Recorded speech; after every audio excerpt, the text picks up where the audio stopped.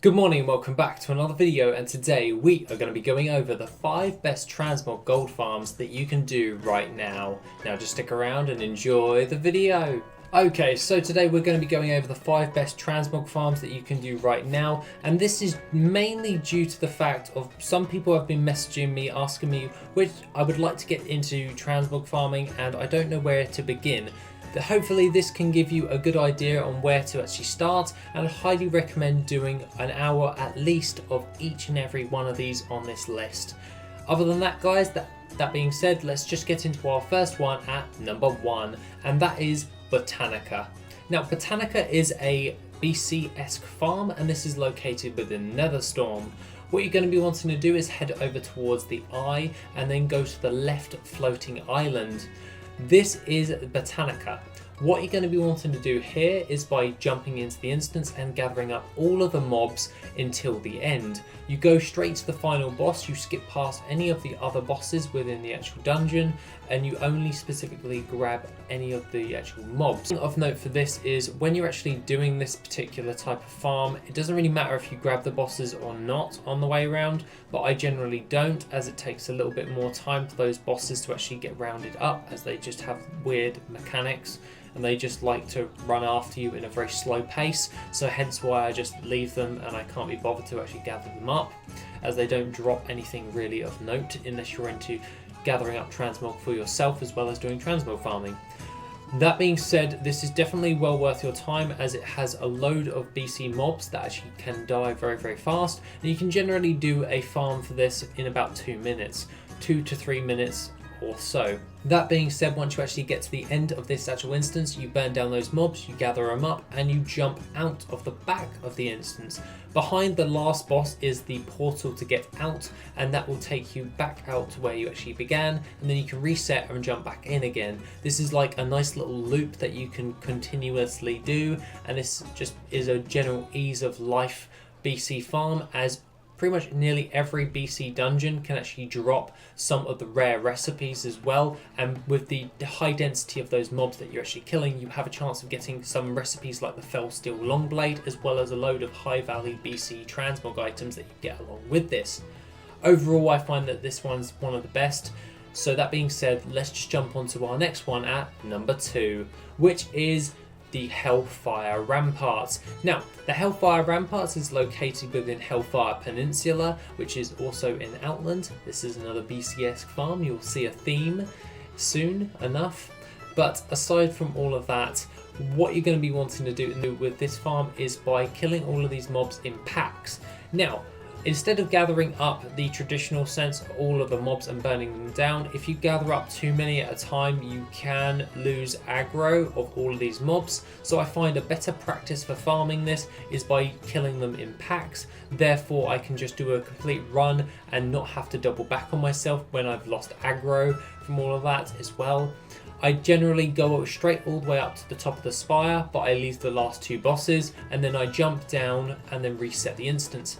I then jump back in and rinse and repeat for an entire 10 runs, and you can get the stupidest amount of high value transmog items from this particular farm. One thing of note you actually can also do as well, if you are wanting to maximize as much as possible, do it on a skinner. This is because all of those wolves that you're actually killing from this can be skinned for not hide leather, which generally sells for a decent chunk of gold as well if you wanted to boost up your gold values. But overall, this is mainly one of the best transmog farms in order to do, and it's a very good way in order to pad out your auction house for a general decent chunk of transmog items that sell very fast in the grand scheme of transmog farms. That being said, let's just jump on to our next one at number 3, which is Mana Tombs. Now, I've ranted and raved about Mana Tombs for quite a while. This is probably about the last 2 years. Mana Tombs is definitely one of the best transmog farms overall. I find that this is generally one of the ones that you would want to do the most. What you're going to be wanting to do is gather up all of the mobs up to the first boss, burn it down, do it for every single one of the bosses. So you stop at the boss and then you move on to the next boss, gather them up, go to the next boss, gather them up, go to the next boss, and by the time you're at the end, you can just run behind the boss once you're actually finished the actual dungeon, you run around and you can go back to the beginning again in a nice loop-esque fashion. This is so you can do this more effectively as well, so this is quite handy if you want to reset the instance and run this over and over again.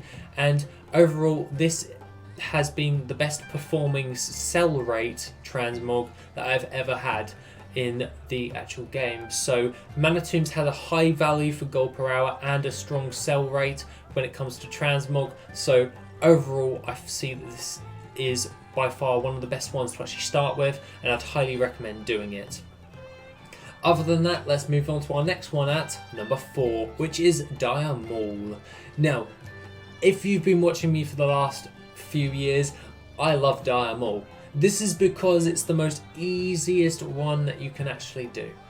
MAUL, once you actually go over to it in Feralus, what you're going to be wanting to do here is by running into the instance and jumping down to the conservatory.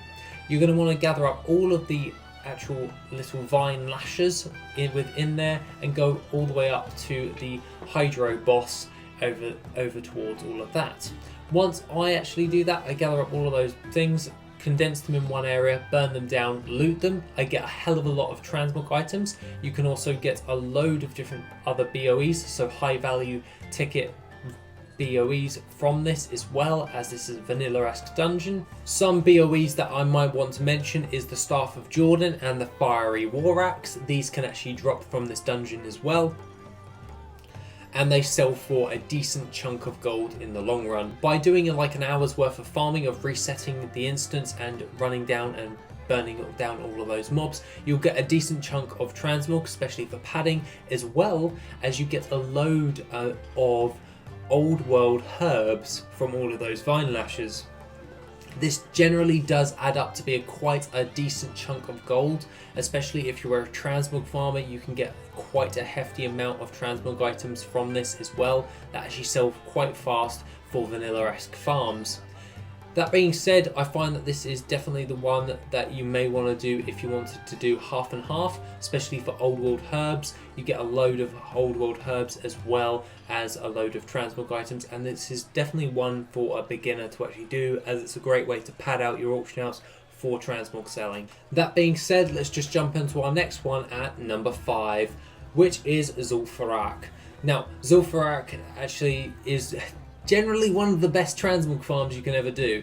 A lot of people actually do recommend this, and no surprise, this does go for a decent chunk of gold, but it's mainly due to the key items you can get from this. You can get every single one of the jade things, so the jade leg plates drop from this, as well as the glorious leg plates.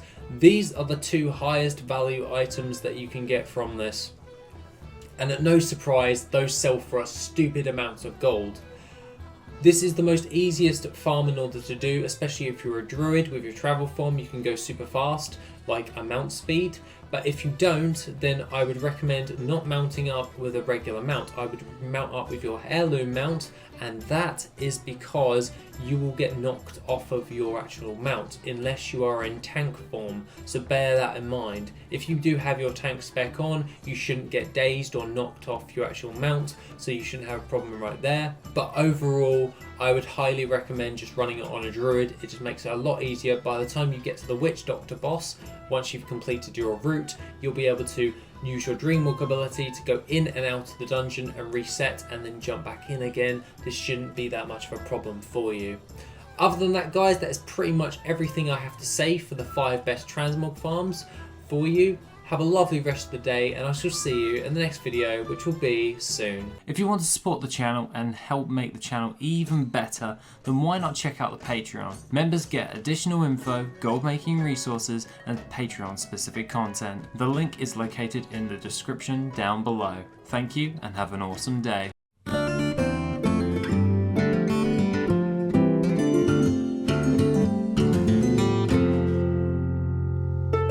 Yeah.